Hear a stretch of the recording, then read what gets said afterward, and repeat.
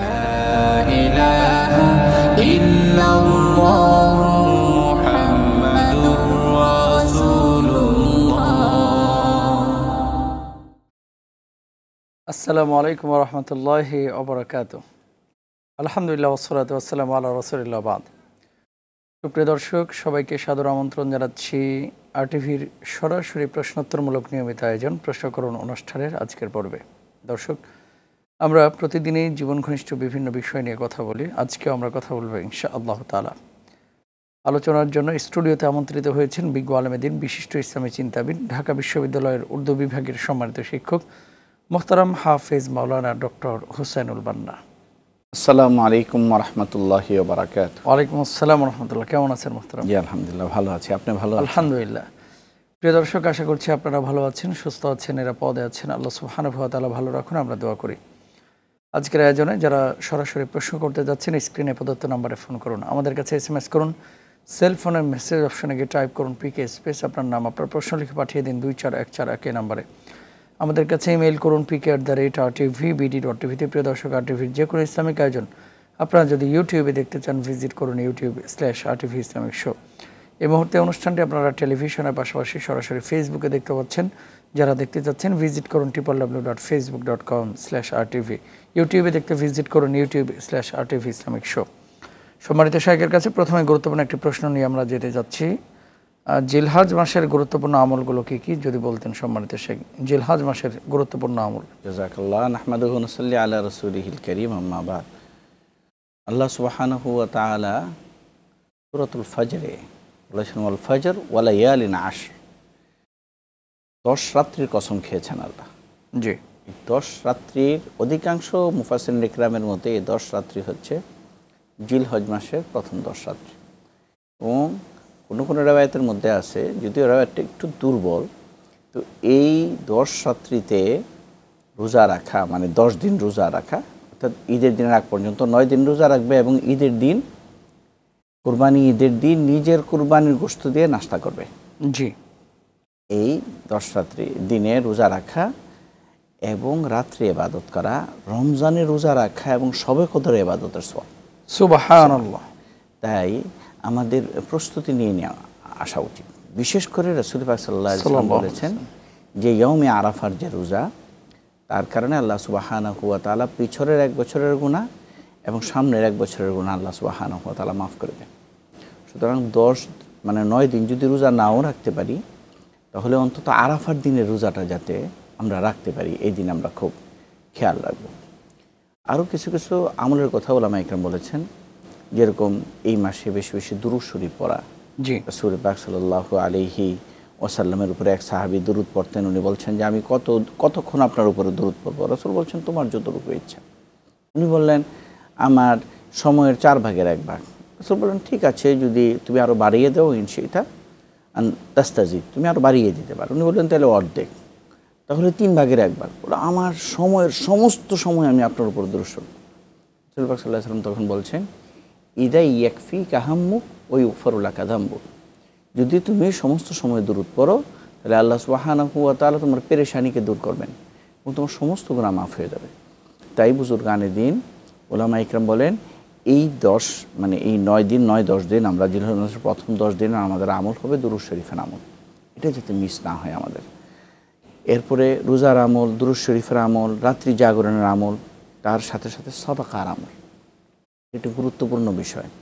হযরত ইবনে উমর রাদিয়াল্লাহু তাআলা আনহু থেকে বর্ণিত, তিনি বলেন যে এই সময়ে আমি বেশি বেশি সদকা করতাম।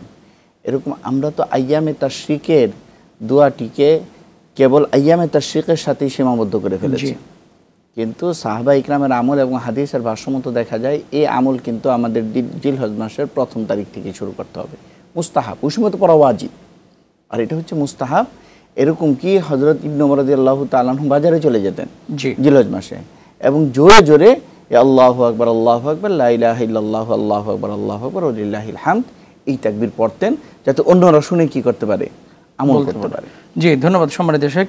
আচ্ছা, ওয়াল ফাজরি ওয়া লায়ালিন আশর, এই যে 10 রাত্রের শপথ যে আল্লাহ তাআলা করেছেন, তো এই 10 রাত্রের ব্যাপারে শুধু আমলের পাশাপাশি অন্য কোনো গুরুত্ব আছে কিনা, বিশেষ করে জিলহজের যে গুরুত্বটা? জি, গুরুত্বের জায়গাটা কোথায় কোথায় মোহতারাম, যে কেন এই আমলগুলো আমরা করব? সবচেয়ে গুরুত্বপূর্ণ বিষয় হচ্ছে যেরকম রমজান, জি, মানে আল্লাহ সুবহানাহু ওয়া তাআলার কালাম যেহেতু নাজিল হয়েছে, কালামুল্লাহ কোরআন শরীফের কারণে শবে কদর রাত্রি মর্যাদাবান হয়েছে। জি, এবং শবে কদরের রাত্রি মর্যাদাবান হওয়ার কারণে পুরা রমজান মাস মর্যাদাবান হয়েছে।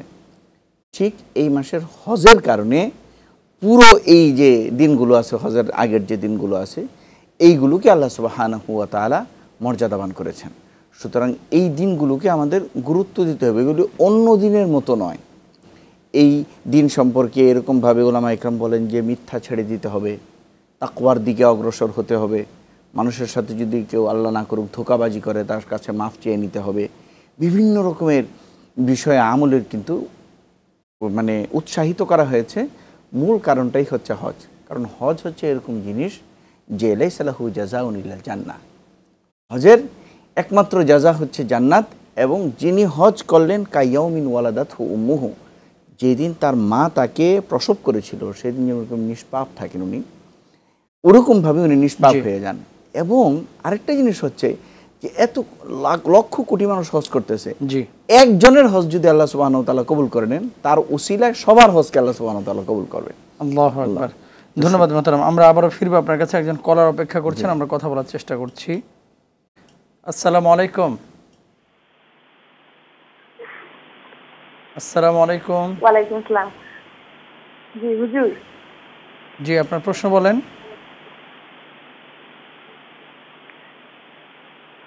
হুজুর, আমি যখন ছোট ছিলাম, ক্লাস 6 কি 7 এ হবে, আমি একজনের ব্যাগ থেকে বই নিয়েছিলাম একটা, কিন্তু বইটা দেয়া হয়নি, আর শেষে দেইনি। এখন মনে হচ্ছে যে এটা একটা আমি অপরাধ করছি। আর একজনের ব্যাগ থেকে বলেন, শুনছি। এখন এটা কিভাবে কি করতে পারি? 150 টাকা নিয়েছিলাম আর কি, মানে 150 টাকা ওর ব্যাগ থেকে আমি 150 টাকা নিচ্ছি, লুকাই দিচ্ছি, কিন্তু শেষে আর দেয়া হয়নি। এটাও এই দুইটা। আচ্ছা, ঠিক আছে, আপনি আমাদের সঙ্গেই থাকুন। আচ্ছা, ছোটবেলায় বই নিয়েছিলেন, সেটা তারপর আর ব্যাক করেন নাই, তো একটা জিনিস নিয়ে সেটা ফেরত দেওয়া, এটা তো দায়িত্ব মুমিনের। এবং 150 টাকার ব্যাপারে আর একটা কথা বলেছেন, সেটাও পরবর্তীতে দেওয়া হয় নাই এবং না বলেই টাকাটা নিয়েছিলেন। এই ক্ষেত্রে আসলে বিষয়গুলো হচ্ছে কি, যে প্রথমত এটা তো হক্কুল ইবাদ, এটা আল্লাহর হক না। আল্লাহর হক হচ্ছে নামাজ রোজা, এটা হচ্ছে বান্দার হক। আর বান্দার হক বান্দা যতক্ষণ পর্যন্ত মাফ না করবেন, কাল কিয়ামতের ময়দানে আল্লাহ সুবহানাহু ওয়া তাআলা মাফ করবেন না। তো সুতরাং এখন কি করতে হবে? প্রথমে হলো উনাকে খুঁজতে হবে যে সে কোথায় আছে। আমার এই বান্ধবী, সম্ভবত আমার বোন প্রশ্নটি করেছেন যে ওনার বান্ধবী কোথায় আছেন বা বন্ধু কোথায় আছে। যদি পাওয়া না যায় বা এই সংবাদ আসে যে আল্লাহ না করুক ওনার ইন্তেকাল হয়েছে, তাহলে সেই ক্ষেত্রে উনি ওনার ওয়ারিসদেরকে সেই পরিমাণ অর্থ ফেরত দিবেন। আর যদি এটাও সম্ভব না হয়, তাহলে ওনার নামে কোনো একজন গরিব মিসকিনকে এই পরিমাণ অর্থ উনি সদকা করে দিবেন। তবে নিয়ত করবেন এটা যে কোনোদিন যদি আমার বন্ধুর সাথে দেখা হয়ে যায় আমার, তাহলে আমি আমার এই বন্ধুকে এই অর্থটাকে আমি ফেরত দিব তার কাছে, এবং তার কাছে আমি মাফ চেয়ে নেব। জি, এটা বলার দরকার নাই যে আমি তোমার ব্যাগ থেকে এরকমভাবে না বলে বা চুরি করে নিয়েছিলাম, এখন ফেরত দিয়েছি, ওগুলোর দরকার নেই। বাস ওই টাকা বা এর চেয়ে বেশি টাকা দিয়ে যদি এই কথা উনি বলেন যে বন্ধু তোমার সাথে অনেকদিন পরে দেখা হইলো, হাদিয়া দেওয়া সুন্নাত, তোমাকে আমি হাদিয়া দিলাম, তুমি এই টাকা দিয়ে কিছু তুমি একটা কিছু খাইও বা তোমার বাচ্চাদেরকে কিছু একটা কিনে দিও, এইভাবে কৌশল করেও ওনার টাকাটা ফেরত দেওয়া উচিত। ধন্যবাদ সম্মানিত শেখ। আরেকজন কলার রয়েছেন, আমরা কথা বলার চেষ্টা করছি। আসসালামু আলাইকুম। আসসালামু আলাইকুম। জি, হ্যালো, আসসালামু আলাইকুম। ওয়ালাইকুম আসসালাম। আপনার প্রশ্নটা বলেন প্লিজ। হ্যাঁ হুজুর, আমার একটা প্রশ্ন ছিল। হ্যালো, বলেন, আমরা শুনছি। হুজুর, আপনি কি আমাকে শুনতে পাচ্ছেন? শুনতে পাচ্ছি ভাই, আপনার প্রশ্নটা বলেন। প্রশ্নটা বলেন, আমরা শুনছি।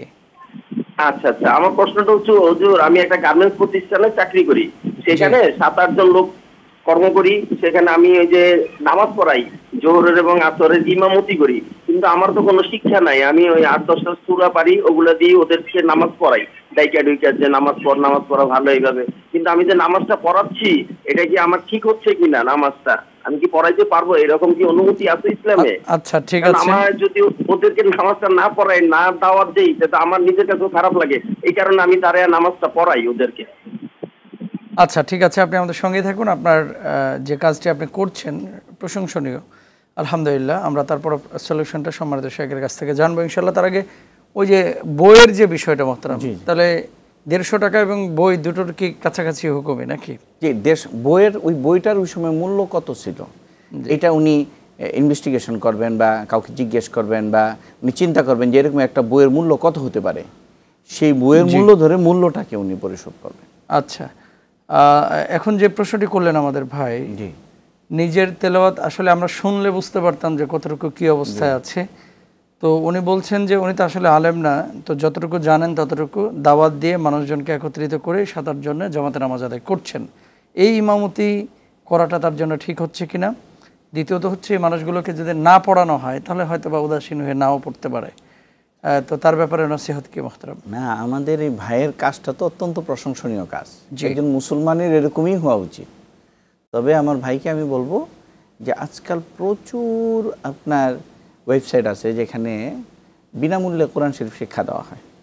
আমার ভাই যদি সম্ভব হয় এই ধরনের একটা ওয়েবসাইটের সাথে যুক্ত হয়ে উনি ওনার কোরআনটাকে আরও শুদ্ধ করতে পারেন বা উনি পরখ করতে পারেন যে ওনার কোরআন শরীফটা আসলে প্রপারলি হচ্ছে কিনা সুন্দর করে।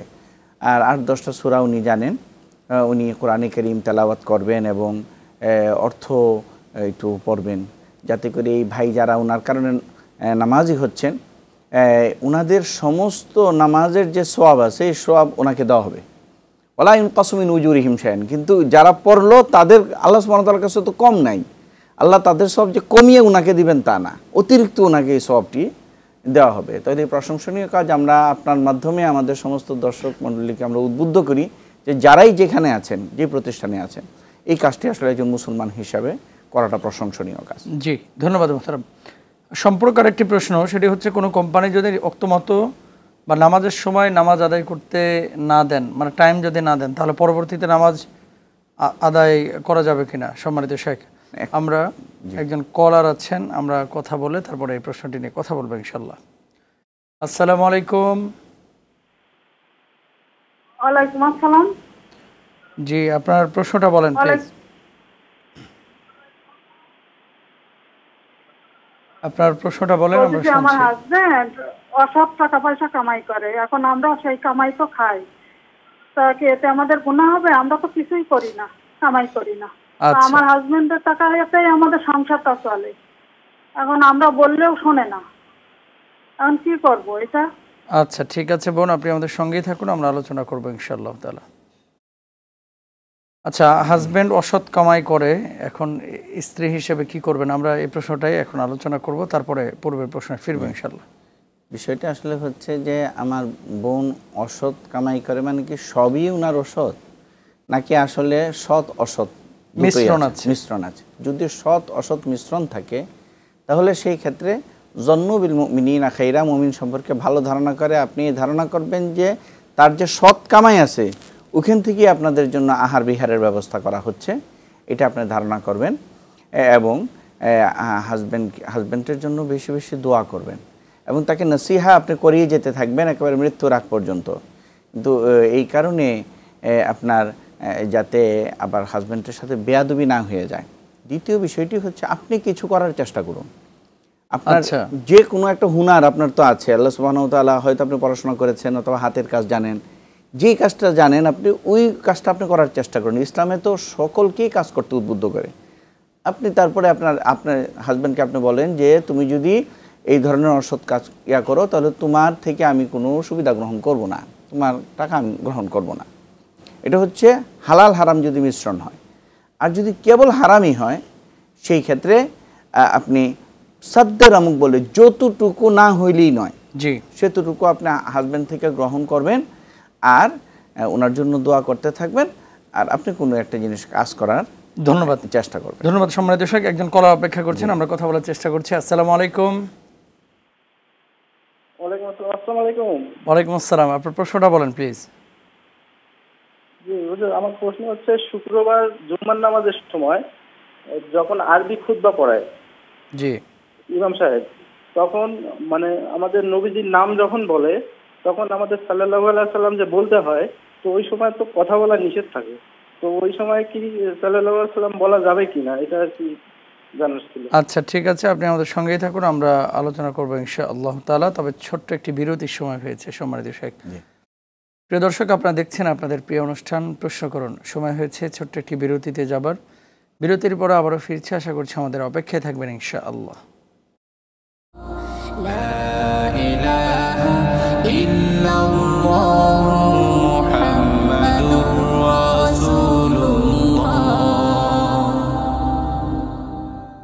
আলহামদুলিল্লাহ, বিরতির পরে আবারও সবাইকে সাদর আমন্ত্রণ জানাচ্ছি। প্রিয় দর্শক, আপনারা দেখছেন আপনাদের প্রিয় অনুষ্ঠান প্রশ্ন করুন। আলোচনা করছেন মোহতারাম ডক্টর হোসেনুল বান্না, সঙ্গে আছে আমি মুস্তাফিজুর রহমানের। বিরতির আগে একটি প্রশ্ন আমাদের এক ভাই করেছিলেন, জুমাবার খুতবার সময় বিশেষ করে রাসূল সাল্লাল্লাহু আলাইহি ওয়াসাল্লামের নাম যখন আমরা শুনি তখন কি দুরূদ পড়তে হবে কিনা, কারণ সে সময় তো কথা বলা নিষেধ। দুরূদ তো আসলে কথা না, এটা তো রাসূলুল্লাহ সাল্লাল্লাহু আলাইহি ওয়াসাল্লামের উপর দুরূদ মানে একটা দোয়া। তো সুতরাং এটাকে কথার সাথে, যে ইদা খারাজাল ইমাম ফালা সালাতা ওয়ালা কালাম, যখন ইমাম সাহেব বের হয় তখন কোনো নামাজও পড়তে পারবে না, কোনো কথাও বলতে পারবে না, এর মধ্যে এটা অন্তর্ভুক্ত না। দ্বিতীয় বিষয়টা হচ্ছে, রাসূলুল্লাহ সাল্লাল্লাহু আলাইহি ওয়াসাল্লামের নাম যখন উচ্চারণ করা হয় তখন প্রথমবার দুরূদ শরীফ পড়া হচ্ছে ওয়াজিব, দ্বিতীয়বার পড়া সুন্নত, তৃতীয়বার থেকে হচ্ছে মুস্তাহাব। তো ইয়ার ক্ষেত্রে কেবল প্রথম যখন আমি শুনবো তখন মনে মনে আমি সাল্লাল্লাহু আলাইহি ওয়াসাল্লাম পড়বো, এরপরে আর পড়ার দরকার নাই। কিন্তু এটাকে সচরাচর কালাম যে আছে আমাদের কথাবার্তা, এটার মধ্যে অন্তর্ভুক্ত করা হয় না দুরূদ শরীফকে। দুরূদ শরীফ তো আমাদের খুতবার মধ্যে কয়েকবারই পড়া হয় দুরূদ শরীফ, যারা একটু লম্বা খুতবা পড়েন। তো সুতরাং এটাকে মানে কথা বলা যায় না। জি ধন্যবাদ মোহতারাম। তারপরে আরেকজন কলার রয়েছে, আমরা কথা বলার চেষ্টা করছি। আসসালামু আলাইকুম। আসসালামু আলাইকুম। ওয়ালাইকুম আসসালাম, প্রশ্ন বলেন। আমার প্রশ্ন হচ্ছে, মানে আমরা জানি যে হারাম এবং হালাল বিষয়ে সন্দেহ হলে সে বিষয় থেকে বিরত থাকতে হয়, কিন্তু আমার সব বিষয় নিয়ে মানে সন্দেহ হচ্ছে যে আসলে এটা হালাল কিনা, এটা হারাম কিনা, মানে এইরকম করতে করতে আমি মানে অন্য কারো জিনিস মানে নিতেও একটা মানে সন্দেহ হচ্ছে। এক্ষেত্রে আমার করণীয়কে যদি একটু জানাতেন। আচ্ছা ঠিক আছে, আপনি আমাদের সঙ্গেই থাকুন, আমরা আলোচনা করবো ইনশাআল্লাহ তাআলা। হালাল হারাম সন্দেহ হলে কি করবেন মূলত?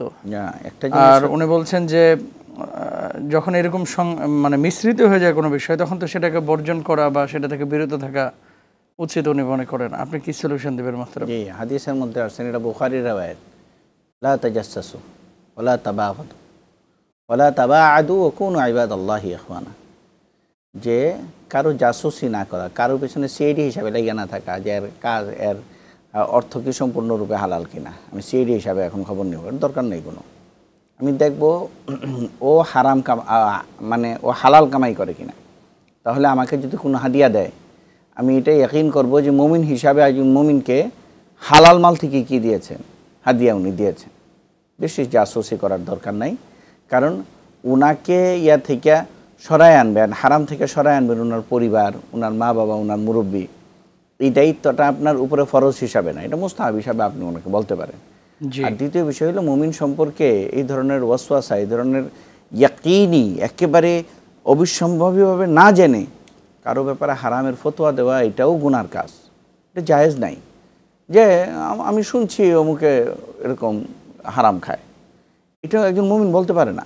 মুমিন সবসময় ধারণা করবে জন্নুবিল মুমিনিনা খায়রা, রাসূলুল্লাহ সাল্লাল্লাহু আলাইহি ওয়াসাল্লাম ভালো ধারণা করবেন যে অফিসের সবাই হারাম খাইলে উনি হারাম খান না, আমার মুমিন ভাইরা হারাম খাবেন না, কারণ মুমিন কোনোদিন হারাম খাইতে পারেন না, এরকমভাবে ধারণা করবে সবসময়। কারো সম্পর্কে কোনো খারাপ ধারণা। কিছু কিছু অফিস বা কিছু কিছু কোম্পানিতে মোহতারাম কিছু কিছু কাজ কিছু ব্যক্তির কারণে প্রশ্নবিদ্ধ হয়, যে মানুষ এই অনিয়মটাকে নিয়ম বানিয়ে ফেলেছে, যে এখানে টাকা না দিলে ফাইলে সিগনেচার হচ্ছে না, বা টাকা না দিলে মানে ওই গ্যাস লাইনের কাজটা হবে না, বা বিদ্যুৎ লাইনের কাজটা হচ্ছে না।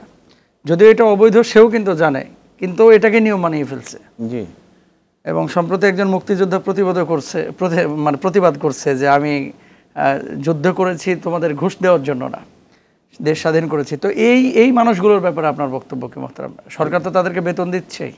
একটা তো হচ্ছে উনি তো হারাম কাজে লিপ্ত আছেন, এবং এটা তো মারাত্মক একটা হারাম কাজ, যে এখানে তো আসলে প্রত্যেকেরই হক সম্পর্কিত এটার সাথে। জি। তো সুতরাং কাল কিয়ামতের ময়দানে এই সমস্ত লোকদের খুব অসহায় অবস্থা হবে। এবং কোনো রবায়তের মধ্যে আছে তার মুখে কোনো গোশত থাকবে না। তো জিজ্ঞেস করা হবে যে কেন তার গোশত নাই মুখের ভিতরে, তো বলা হবে যে সে এরকমভাবে মানুষের হারামভাবে অর্থ উপার্জন করেছে, তার যেটা উপযুক্ত সে ছিল না সেখানেও সে অর্থ নিয়েছে। তো যারা এই সাথে জড়িত তাদেরকে এইভাবে সতর্ক রাসূল পাক সাল্লাল্লাহু আলাইহি ওয়াসাল্লাম করেছেন, আমরাও সতর্ক করতে চাই আপনাদেরকে। দ্বিতীয় বিষয়টি হচ্ছে, আমাদের একজন উস্তাদ ছিলেন মাওলানা ইসহাক ফরিদী রহমতুল্লাহ আলী, ওনার কাছে একদিন এই মাসলাটা আসলো যে আমি জানি ঘুষ হারাম, কিন্তু আমি তো আমার কাজ উদ্ধার করতে পারতেছি না, এখন কি করব? না হলে মানে ওনার প্রবলেমটা ছিল ওনার বাড়িতে উনি বিদ্যুতের লাইন নেবেন, এখন বাড়িতে বিল্ডিং করেছেন, এখন বিদ্যুতের লাইন উনি আনতে পারেন না যদি টাকা না দেন, এবং বলে যে আপনি মোমবাতি জ্বালায় রাখেন, এই সমস্ত কথা ওনাকে বলেছে। উনি টাকা দিবেন না অনেক দিন পর্যন্ত, খুব ডিটারমাইন্ড ছিলেন, 3, 4, 5, 6 মাস মেবি। তারপরে উনি মাসটা চাইলেন যে আমি এখন কী করবো তাহলে। তো তখন আমার উস্তাদ যে কথাটি বলেছেন আমার মনে পড়লো যে যদি আমি মসজিদে যেতে চাই, মসজিদে যাচ্ছি কিন্তু একটা কুকুর আমাকে রাস্তার মধ্যে আটকে রাখছে, তো আমি কি করলাম যে কষায়ের দোকান থেকে এক টুকরা গোশত নিয়ে কুকুরকে দিলাম, সেইটার মধ্যে মশগুল থাকলো আর আমি মসজিদে চলে গেলাম। তো এদেরকে আসলে এই নিয়তে কি করা দেওয়া যে কুকুরের চেয়ে ওরা বত্তর, ওদেরকে আমি দিয়ে দিচ্ছি, আর আমার বিল্ডিংয়ে যারা থাকবে, আমার পরিবার যারা থাকবে, তারা যদি অন্তত কি থাকে সুখে থাকতে পারে, ভালো আমল তারা করতে পারে। কারণ নামাজ যেরকমভাবে একটা ভালো আমল, জি, পরিবারকে সুখে রাখা, পরিবারকে সুযোগ সুবিধা দেওয়া নিজের সাধ্য মতো, এটাও কিন্তু এরকম একটা গুরুত্বপূর্ণ আমল। তো সুতরাং এইভাবে এটাকে মানে একেবারে নিম্ন শ্রেণীর জায়েজ বলেছেন, যেহেতু উপায় নেই আর কোনো। ধন্যবাদ মোহতারাম, জাযাকাল্লাহ। একজন কলার অপেক্ষা করছেন, আমরা কথা বলার চেষ্টা করছি, দেখে আছেন কিনা। আসসালামু আলাইকুম। আসসালামু আলাইকুম। ওয়ালাইকুম আসসালাম ওয়া রাহমাতুল্লাহ। জি, আপনার প্রশ্নটা বলেন। হুজুর, আমাদের প্রশ্ন ছিল মানে আমার কি ধরেন না কোনো সম্পদ নাই, মানে ঘর বেশি আছে, তারপরে আমার স্বামী একটা বিল্ডিং করছে, মানে সবকিছু কিস্তি, মানে আমগো মানে সম্পদ যদি তা তো বিক্রি করি, মানে একটা কিছু করতাম, মানে সব কিস্তির টাকা। এই বিল্ডিং করছে কিস্তি, মানে এই যে ব্যবসা বাণিজ্য করে মানে সব কিস্তি, মানে কিছু কিস্তি দেয়, কিছু আমরা খাই, মানে এরকমের ভিতরে মানে অন্য এটা কি কোনো সোয়াব না গুণা, মানে এটা কিস্তি না, মানে আমি সারাক্ষণ শুধু এই চিন্তায় খাই, মানে এটা কিস্তি উঠায়, মানে হারাম সুদের টাকা, মানে কিনলে কিস্তি উঠে কিনলে কিস্তি, আমি বিল্ডিংও চাই না, কোনো কিছু চাই না, সুখ চাই না, মানে দুবার ডালবার থাকলেই ছাড়বো কিস্তি করি আর কি, মানে সবকিছুই করছে, মানে কিস্তি উঠায়। আচ্ছা, আমরা বুঝতে পেরেছি, আপনি আমাদের সঙ্গে থাকুন, আমাদের সঙ্গে থাকুন। আরেকটা বিষয়, আমাদের কিছু বোনেরা আছেন হাজব্যান্ডের আয় উপার্জন নিয়ে খুব বেশি গবেষণা করেন অনেক সময়, মানে বাড়িতে কাজ নাই তো চুপ করে বসে কোথায় যাচ্ছে কি করছে, দেখা যাচ্ছে বেচারা ভালো কাজই করতেছে, এটাকেও সন্দেহের দৃষ্টিতে দেখে। তো আপনি দুটো বিষয়ে যদি বলেন মোহতারাম। উনি যেভাবে কিস্তি কিস্তি বলতেছে, মনে হচ্ছে যে সারাক্ষণ উনি কিস্তির মানে কিস্তির পিছনেই থাকেন। সলিউশনটা কি হবে ওনার যে ভাষ্যটা? বাড়ি করেছেন কিস্তি দিয়ে, ব্যবসা করতেছেন কিস্তি দিয়ে, তো এই কিস্তিতে তো সুদও থাকে, জি, তো এগুলো মানে হারাম হবে কিনা? ওই যেই পরিমাণ সুদের সাথে উনি যুক্ত সেই পরিমাণ অর্থ হারাম হবে, ব্যবসাটা তো আর হারাম না।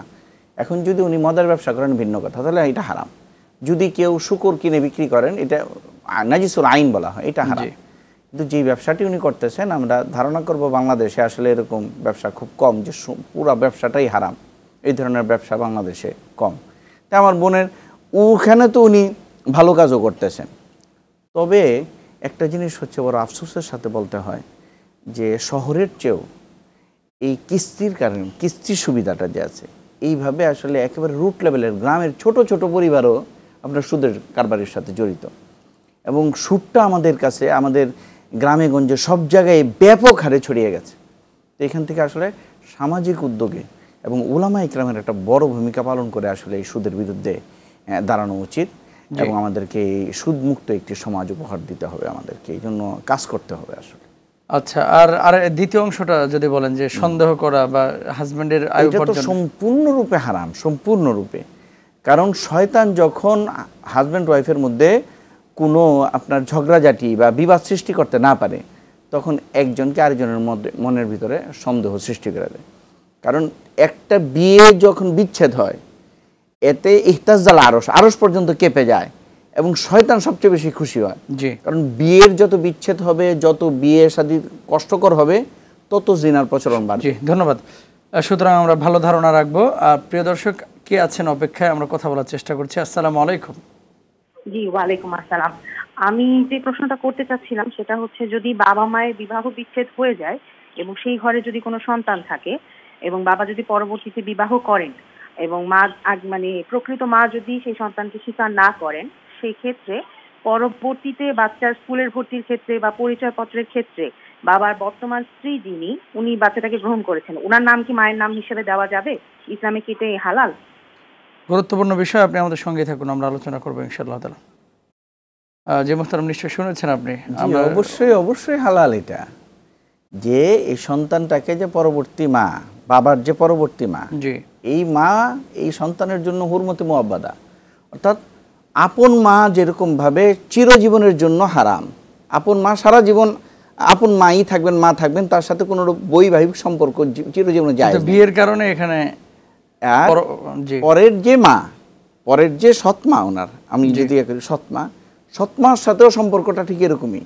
তো যেহেতু আগের মা, আপন মা ওনাকে দেখছেন না, এবং সৎমা যেহেতু ওনাকে গ্রহণ করেছেন, নাম যদি দেন কোনো অসুবিধা নাই। আচ্ছা মোহতারাম, আরেকটা বিষয়, সেটা হচ্ছে যে পূর্বে যে মা চলে গিয়েছেন, জি, আসল সন্তান যার, এই মা যদি মারা যায়, সেখান থেকে কোনো সম্পদ এই সন্তান পাবেন কিনা? অবশ্যই পাবেন, অবশ্যই। আগের মা যিনি, ওনার মূল মা যিনি মারা যায়, এখানে মানে তিনটা ভাগে বিভক্ত করা হয়। একটা হচ্ছে হাকিকি সন্তান, আরেকটা হচ্ছে আল্লাতি মানে বাপ শরিক, আরেকটা হচ্ছে আখিয়াফি মা শরিক।